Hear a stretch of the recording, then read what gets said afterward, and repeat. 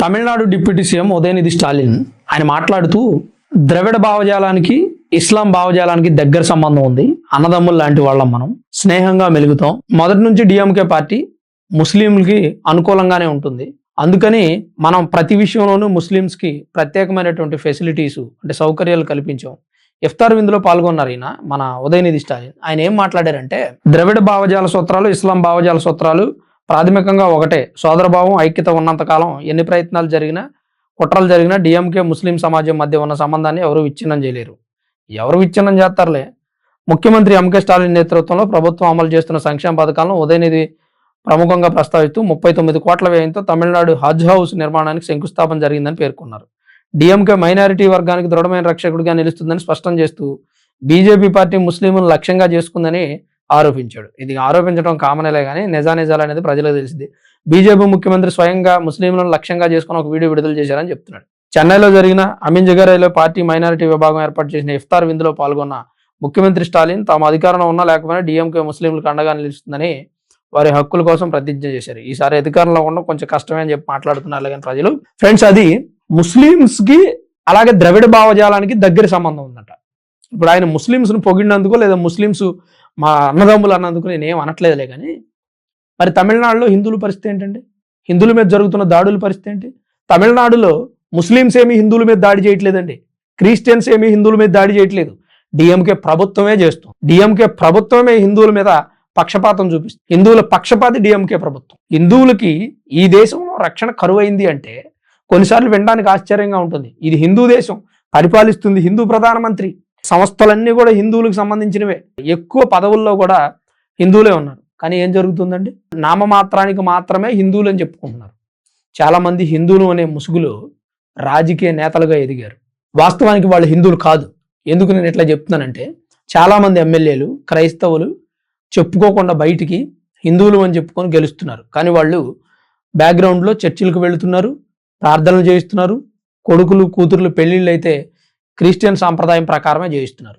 చేయిస్తే నీకేంటి ప్రాబ్లం అని మీరు అనుకోవచ్చు. చేయించినందుకు నేనేమనట్లా, కానీ నేను క్రిస్టియన్ని అని డేర్గా చెప్పుకోండి. చాలామంది వ్యక్తులు మేము హిందువులు అని పబ్లిక్గా చెప్పుకుంటున్నారు. మీరు కూడా అలా చెప్పుకోండి. ఎందుకు చెప్పుకోరు అంటే రిజర్వేషన్స్ పోతాయి. మందులు శామ్యూల్ తుంగతుర్తి ఎమ్మెల్యే ఆయన ఏం చేశారండి? నేను హిందువుని అని చెప్తున్నారు. ఆయన హిందూ ఎలా అవుతారు? కొడుకు పెళ్లి చర్చిలో చేశారు, ఆయన చర్చికి వెళ్ళి ప్రార్థనలు చేస్తారు. చర్చిలో ఉన్నటువంటి అనేక సందర్భాలు, ఆయన పేరు కూడా అదే కదండి. మరి ఎందుకు అతనికి ఎస్సీ రిజర్వ్డ్ కాన్స్టిట్యున్సీలో సీట్ వచ్చింది, ఎమ్మెల్యేగా గెలిచాడు అంటే హిందూ మతాన్ని అడ్డం పెట్టుకుని గెలిచినట్టేగా? కాదు, నేను హిందూని కాదు క్రిస్టియన్ నేను పబ్లిక్గా చెప్పి అతనికి సీటు కూడా వచ్చేది కాదు. ఎందుకంటే ఇక్కడ క్రిస్టియన్ అంటే వెనకబడిన వర్గం కాదండి, ఎస్సీలు అంటేనే వెనకబడిన వర్గం. ఎస్సీ హిందూ అంతే, అట్లా చెప్తేనే, లేదా ఎస్టీ హిందూ అదే వెనకబడిన వర్గం. క్రిస్టియన్ అంటే వెనకబడిన వర్గం కాదు. సరే, ఇప్పుడు మనం తమిళనాడుకు వెళదాం. తమిళనాడు ప్రభుత్వం హిందువులను అణిచివేసేటువంటి ప్రయత్నం చేస్తోంది. తిరుపరకుండ్రం ఆలయం కొండ మీద దీపస్తంభంలో దీపం వెలిగించుకోవాలని హిందువులు అనాదిగా ఫైట్ చేస్తూ ఉన్నారు. డిఎంకే పార్టీ వచ్చిన తర్వాత అది ఆ దీపం వెలిగించుకునేవలేదు. అంతకుముందు ప్రభుత్వాల్లో అది జరిగింది, కానీ డిఎంకే ప్రభుత్వం పూర్తిగా హిందువులను అణిచివేసింది. హిందువులు ఈ దీపం మేము వెలిగించుకోవాలి, కుమారస్వామి ఆలయంలో దీపస్తంభం మీద దీపం ఎందుకు వెలిగినివ్వటం లేదని కోర్టుకు వెళితే హైకోర్టు బెంచ్ జిఆర్ స్వామినాథన్ ఆధ్వర్యంలో హిందువులు దీపం వెలిగించుకోవడానికి అవకాశం ఇవ్వండి, ప్రభుత్వమే సెక్యూరిటీ ఇవ్వండి అని చెప్తే కూడా ఆ ప్రభుత్వం హిందువులను అణిచివేసింది. దీపం వెలిగించుకోవడానికి పర్మిషన్ ఇవ్వలేదు. అక్కడ ఉన్న ముస్లిం సోదరులు చెప్పేది ఏంటంటే, వాళ్ళు దీపం వెలిగించుకుంటే మాకేమీ నష్టం లేదండి అంటారు. క్రిస్టియన్స్ ఏమంటారంటే, మాకేం ఇబ్బంది లేదండి, హిందువులను మేము ఎప్పుడు ఇబ్బంది పెట్టలేదు, ఇక్కడ ప్రభుత్వం మీద వాళ్ళు ఫైట్ చేయాలి తప్ప మమ్మల్ని క్రిస్టియన్స్ని కానీ ముస్లిమ్స్ కానీ ఇబ్బంది పెట్టమనండి, ప్రభుత్వం అంతు చూస్తాం, ఆ ప్రభుత్వానికి ఓటు కూడా ఏం వేరే ప్రభుత్వాన్ని గెలిపించుకుంటామని క్రిస్టియన్స్ ముస్లిమ్స్ అక్కడ ఉన్నటువంటి వాళ్ళు చెప్తా ఉన్నారు. అంటే ఇక్కడ ఏం జరుగుతుంది? హిందువులు చేతగాని వాళ్ళ చేతగాక డిఎంకే పార్టీకి ఓటేస్తున్నారా? ఇప్పుడు బీజేపీ పార్టీ అంట మత రాజకీయాలు చేస్తుందంట. మత రాజకీయాలు చేసేది బీజేపీ పార్టీయా మీరా? బీజేపీ పార్టీ వాళ్ళు ఎప్పుడైనా ఎక్కడైనా ముస్లిమ్స్ని కానీ క్రిస్టియన్స్ని కానీ అడ్డుకున్నారా? ఎప్పుడైనా ముస్లిమ్స్ క్రిస్టియన్స్ ఇది చేయకూడదని బీజేపీ పార్టీ ముఖ్యమంత్రులు కానీ బీజేపీ పార్టీ మంత్రులు కానీ ఎప్పుడైనా చేశారా? హిందువులకు ఎవరైనా సపోర్ట్గా మాట్లాడుతున్నాడు రాజకీయ పార్టీ వాళ్ళు అంటే అది ఒక బీజేపీ పార్టీ వాళ్ళు. అందుకని హిందువులు బీజేపీ పార్టీని లైక్ చేస్తున్నారు. ఈ విషయాన్ని డిఎంకే పార్టీ మర్చిపోయి కేవలం హిందువులను అణిచివేయాలనే ప్రయత్నం చేస్తుంది. తిరుపరకుండ్రం ఆలయం best example. High court bench judge తీర్పిస్తే కూడా ఆ దీపం వెలిగించుకోనివ్వకుండా హిందువులకు అడ్డుపడ్డారు. ఎవరు? జిల్లా యంత్రాంగం, స్టేట్లో ఉన్నటువంటి పోలీసు యంత్రాంగం, అలాగే ముఖ్యమంత్రి పంపించినటువంటి అనుచరులు హిందువులను అడ్డుకొని దీపం వెలిగించనివ్వకుండా చేశారు. చేస్తే హిందువులు మళ్ళీ సుప్రీంకోర్టుకు పోయారు. అక్కడ దీపం వెలిగించుకోవచ్చు అని చెప్పింది. వీళ్ళు ఏం చేశారు? జస్టిస్ జిఆర్ స్వామినాథన్ మీద అభిశంసన లేఖ రాసి స్పీకర్ ఓం బిర్లా గారికి ఇచ్చారు. ఈ తంతంతా మనం చూసాం. Congress party, DMK party, TMC party వీళ్ళంతా కూడా హిందువులను ఎప్పుడెప్పుడు ఈ దేశం నుంచి పంపించేద్దామా, అసలు ఈ దేశంలో హిందువులు లేకుండా చేద్దామా అనేటువంటి ప్రయత్నం చేస్తున్నారు.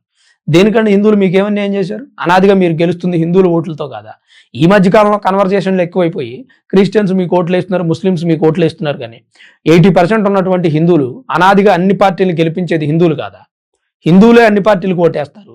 మళ్ళీ హిందువులే ఏరి కోరి వాళ్ళ నాశనాన్ని తెచ్చుకుంటారు. హిందువులకు బుద్ధి ఉండాలి, మనం ఆ విషయంలో చెప్పలేములే. కానీ అయితే ఇప్పుడు డిఎంకే పార్టీ ముస్లిమ్స్కి క్రిస్టియన్స్కి సపోర్ట్ చేస్తానే ఉంది, బాగానే ఉంది, బాగుంది, నాకు నచ్చింది, ఐఎమ్ అప్రిషియేట్. కానీ సెక్యులర్ అని ఎందుకు చెప్పుకుంటున్నారండి మళ్ళీ మధ్యలో? మీరు టీఎంకే పార్టీ స్టాలిన్ గారి వైఫ్, ఆమె ఇంట్లో పూజలు చేస్తూ బయటకు వచ్చి వీళ్ళేమో మేము సెక్యులర్ అని చెప్తారు, గుడికి వెళ్తారు వాళ్ళు, మేము సెక్యులర్ అని చెప్తారు, ముస్లిమ్స్కి సపోర్ట్ చేస్తారు, సెక్యులర్ అని చెప్తారు, క్రిస్టియన్స్ సపోర్ట్ చేస్తారు, సెక్యులర్ అని చెప్తారు. మరి హిందువులు ఏం పాపం చేశారండి? హిందువులకు సపోర్ట్ చేస్తే సెక్యులర్స్ కాకుండా పోతారా? సెక్యులర్స్ ఏంటి? అందరినీ ఒకలాగా చూడాలిగా మీరు. మీకు మత పిచ్చి ఉండకూడదు. సెక్యులర్ అంటే అర్థం ఏంటి? మీకు మత పిచ్చి ఉండకూడదు. అసలు సెక్యులర్ అనే పదం రాజ్యాంగంలో లేదు కదండి. ఇందిరాగాంధీ గారు తీసుకొచ్చి చేర్చారు. సెక్యులర్ అనే పదం రాజ్యాంగం తయారు చేసినప్పుడు ఎక్కడుంది? లేదు. కానీ వీళ్ళు జాయిన్ చేశారు. అలాగే ఈ సెక్యులర్ అనే వ్యక్తి హిందువుల్ని, ముస్లింని, క్రిస్టియన్స్ని ఒకలాగా చూడకుండా హిందువులు మాత్రం ఎందుకు వెలేస్తున్నారండి? వాళ్ళేం పాపం చేశారు? ముగ్గురిని ఒకలాగా చూడు, ముగ్గురు మధ్య గొడవలు అవ్వకుండా చూడు. అసలు గొడవలు అవ్వట్లేదండి బాబు తమిళనాడులో. హిందూ, ముస్లిం, క్రిస్టియన్స్ మధ్య గొడవలు లేవు. ప్రభుత్వానికి హిందువులకు మధ్య గొడవలు ఉన్నాయి. హిందువులు అంటే ప్రభుత్వానికి నచ్చదు, హిందువులను టార్గెట్ చేసింది ప్రభుత్వం. ఆ రకమైనటువంటి పరిస్థితి ఉన్నప్పుడు హిందువులు ఫైట్ చేయక ఏం చేస్తారండి? మళ్ళీ వీళ్ళు హిందూ ఓట్ల కోసం ఇంట్లో పూజలు చేస్తారు, బయటకు వచ్చాము సెక్యులర్ అంటారు. అయినా కానీ అక్కడ ఉన్నటువంటి హిందువులు డిఎంకే పార్టీకి ఓటేస్తూనే ఉన్నారు. లేదంటే అంత మెజారిటీతో ఎలా గెలుస్తారండి?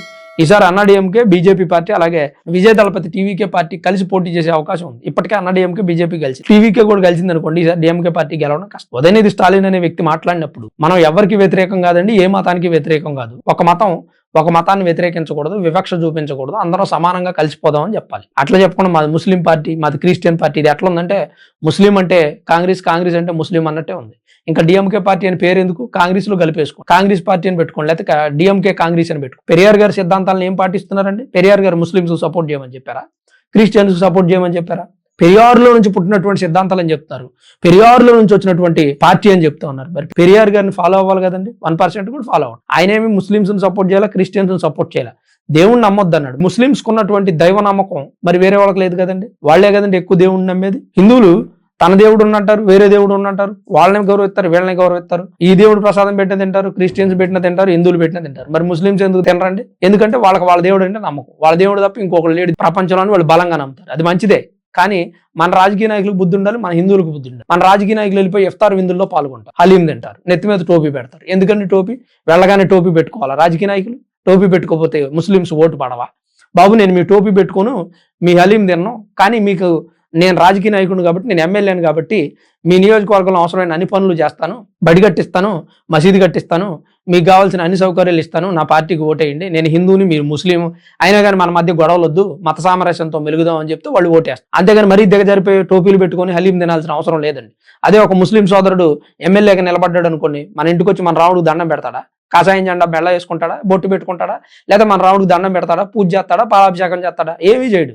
ఆయన ఉండే స్టైల్లో ఆయనే ఉంటాడు. అందుకని నేను వాళ్ళని అప్రిషియేట్ చేస్తా ఉన్నాను. ముస్లిమ్స్ని, క్రిస్టియన్స్ ఎందుకు అప్రిషియేట్ చేస్తానంటే వాళ్ళు రాజకీయ నాయకులుగా మారినా, లేదంటే ఉద్యోగాలు చేసినా, లేదా ఇంకే పదవుల్లో ఉన్నా వాళ్ళ మత ఆచారాలను మాత్రం పోగొట్టుకోరండి. ఓట్ల కోసమో లేదంటే లొంగిపోయి లోబితనంగా హిందూ ఆచారాలను పాటించరండి. హిందువులు మాత్రమే రాజకీయ నాయకుడిని అయిపోగానే, మెళ్ళో టవల్ వేసుకోగానే సర్వశక్తులు ఉన్నట్టుగా వెళ్ళిపోయి నాకు మతమే లేదు అని చెప్పి టోపీ పెట్టుకుంటారు. చర్చిలోకి పోతేనేమో బైబుల్ చదువుతారు మోకాళ్ళ మీద. ఇక్కడ హిందూ రాజకీయ నాయకుల్లో మార్పు రావాలి. మీరు క్రిస్టియన్స్కి, ముస్లిమ్స్కి సేవ చేయొద్దని చెప్పను నేను. హిందూ రాజకీయ నాయకులు చెయ్యాలి, కానీ చేసేటప్పుడు కూడా జాగ్రత్త వహించాలి. లేదంటే హిందువులకు ప్రమాదం ఏర్పడు. ఎవడి మతం మీద వాడికి నమ్మకం ఉంటుంది, ఎవడి దేవుడిని వాడు పూజించుకుంటాడు. కానీ వేరే దేవుడిని అవమానించొద్దు. హిందువులు అవమానించట్లేదుగా ఎక్కువ శాతం. హిందువులు ఎప్పుడు అవమానించడం మొదలు పెట్టారంటే హిందువులకు అవమానం జరిగిన తర్వాత మొదలుపెట్టారు. ఇప్పుడు రాజకీయ నాయకులు అందరూ మారాల్సిన అవసరం ఉంది. ప్రతోడు తగుదునమ్మా అని చెప్పి వెళ్ళిపోయి టోపీ నెత్తిన పెట్టుకొని ఇఫ్తార్ విందుల్లో పాల్గొని హలీం తినాల్సిన అవసరం లేదని నా అభిప్రాయం. అలా చేయడం వల్ల మన మతాచారాలని తక్కువగా తేలిగ్గా చూస్తున్నారు ఎదుటి వాళ్ళు. అరే మేము గట్టిగా నిలబడ్డాం, మాకు అల్లా అంటే బాగా బలం, బాగా నమ్మకం, మాకు జీసస్ అంటే బాగా నమ్మకం. కానీ హిందువులకు ఆ నమ్మకం లేదండి. అబ్బే వాళ్ళకి అలాంటి నమ్మకాలు ఏమి ఉండవండి. రాముడు దండం పెట్టుకుంటారు, వచ్చి వెంటనే మన దర్గాలో అంతరం కట్టుకుంటారు. ఇక్కడ కృష్ణుని పూజిస్తారు, వెంటనే చర్చికి వచ్చి స్ప్రేయర్ ఆయిల్ని ఎత్తినేపించుకుంటారు అని చెప్పి మాట్లాడుకుంటున్నారు బయట హిందువుల గురించి. చెబితే మీరేం మారరు, బుద్ధి ఉండదు మీకు. ఎన్నిసార్లు చెప్పుగాక అదే బుద్ధి. ఇక్కడ హిందువులు మారాలి. హిందువులు మారాలంటే, హిందువుల్లో మార్పు తీసుకురావాలంటే హిందువులకు నాయకుడిగా వ్యవహరిస్తున్నటువంటి వ్యక్తులు మారాలి. అంటే రాజకీయ నాయకులు. రాజకీయ నాయకులు ఏం చేస్తున్నారు? పొద్దున్న లేస్తే పోయి ఆ ముస్లిమ్స్ దగ్గర పోయి లేదంటే క్రిస్టియన్స్ దగ్గర పోయి వాళ్ళ మతాచారాలను పాటిస్తున్నారు. అది మారండి. ఫస్ట్ మీరు ముస్లిమ్స్కి క్రిస్టియన్స్కి సేవ చేయండి, తప్పు కాదు, కానీ వాళ్ళ ఆచారాలను పాటించొద్దు అని చెప్పడమే నా ఉద్దేశం. మరి ఉదయనిధి స్టాలిన్ తమిళనాడులో హిందువులను అణిచేస్తున్నారు. దానికి ఇది బెస్ట్ ఎగ్జాంపుల్ ఆయన మాట్లాడినటువంటి మాటలు. మరి దీని మీద మీ అభిప్రాయం ఏంటి, మీరేమనుకుంటున్నారు అనేది తప్పకుండా కామెంట్ రూపంలో రాయండి. అలానే కొత్త వాళ్ళు ఎవరైనా మన ఛానల్ చూస్తుంటే దయచేసి సబ్స్క్రైబ్ చేసుకోండి. వీడియో చూస్తున్న ప్రతి ఒక్కరూ ముందుగా లైక్ చేయండి. అలాగే ఇప్పటి వరకు ఈ వీడియోని ఓపికగా చూసిన మీ అందరికీ పేరు పేరున ప్రత్యేకించి ధన్యవాదాలు.